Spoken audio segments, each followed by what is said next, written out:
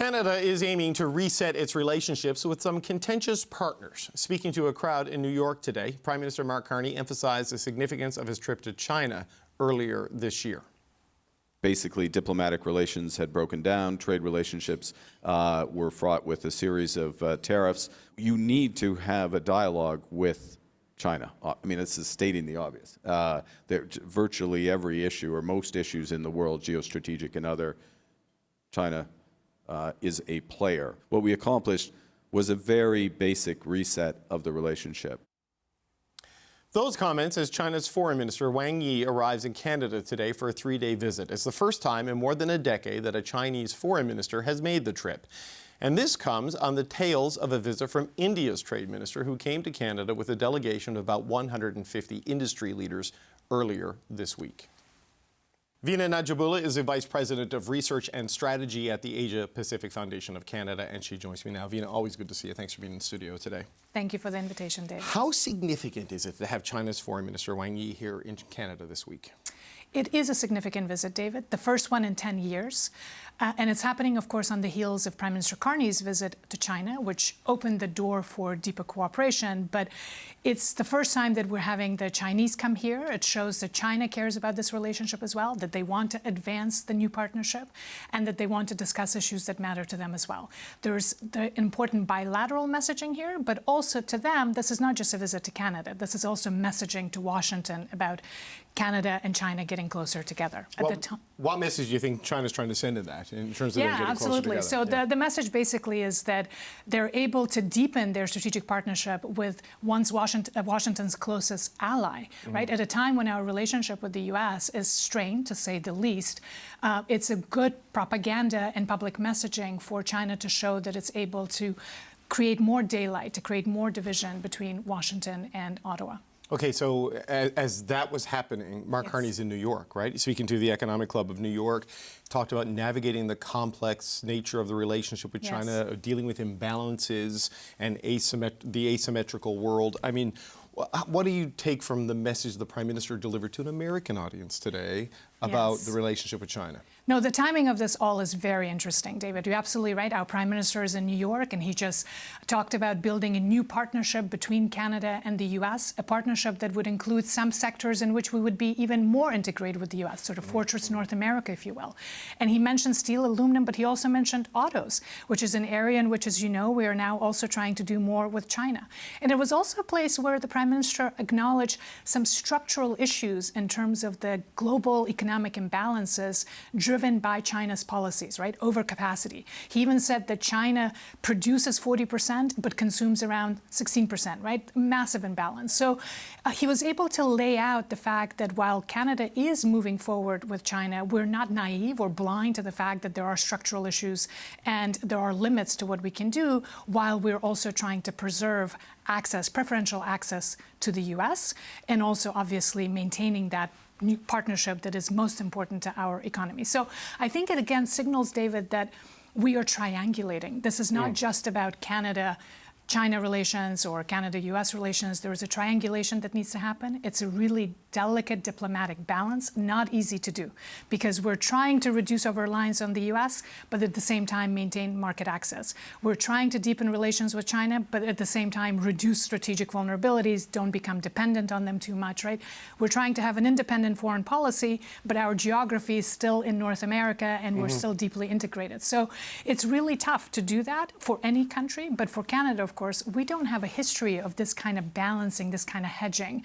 And this visit by Wang Yi, to bring it back to his visit, is going to really test that rhetoric. It's easy to say we're going to have a pragmatic foreign policy, we're going to have select engagement with China, but it's much harder to implement. So this visit is about implementation. It's about those difficult conversations. Well, but you can see all the pieces moving around this very complicated chessboard, right? Wang Yi is here, you know, as they try to deepen that relationship. Mark Carney's in the United States as he tries to salvage and strengthen that relationship and reinsure them.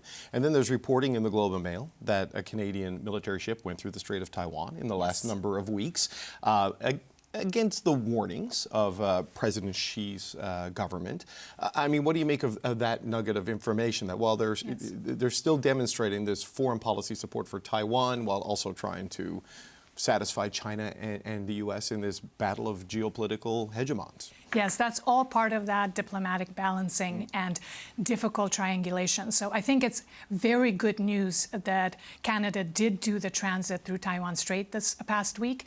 It only became public now after the visit obviously got confirmed and the foreign minister is on his way. I think it will be important for us to be able to do those things, David, but also to be able to talk about them, right? So if the visit hadn't become public, then it would have not achieved the same kind of diplomatic objective of signaling to Beijing that our policy vis-a-vis Taiwan will be formulated here in Ottawa, that it won't be dictated to by Beijing, right? I think that was important. It was also important for Canada to signal not just to the US and to Beijing, but to Japan, to Australia, to Philippines, and to Taiwan as well, that we wouldn't abandon our principles and our democratic allies as we try to advance economic interests. I mean, I think that's really the test of this principled pragmatism, right? Like, how do you strike that balance? We need economic engagement with China. We need to sell them more of our energy, more of our agricultural products.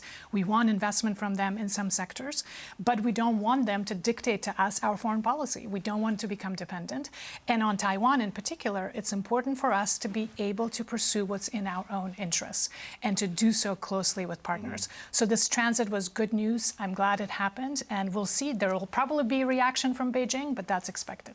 You know, the other emerging superpower is India in this conversation, and they had a trade delegation of about 150 businesses and their trade minister, I believe it was, or industry minister, trade minister, Commerce, was here as well. But at the same time, you know, comments by the Indian High Commissioner to the Globe and Mail, which there's a dispute now whether he meant it, whether it was timely. But it talked about Canada's intelligence and security services being compromised by Sikh activists. That just sort of speaks to the challenge of calibrating that whole relationship on the security and the economic side. What do you make of these two things flaring up in the same week? The business ties trying to be deepened, and then the reminder of all the security challenges. I mean, again, with China and with India, we see that there is this balance that needs to be struck between promoting economic engagement while also not forgetting about the issues that matter to Canadian security and Canadian values, right? So foreign interference is a very clear example of that. I mean, we also saw a CSIS report just a couple of weeks ago that said China and India and Iran and Russia continue to engage in foreign interference here, right? So, and for our government, I think the challenge, David, is going to be in figuring out how to engage diplomatically on this, because Prime Minister Carney has essentially said he wants to talk about difficult issues in private.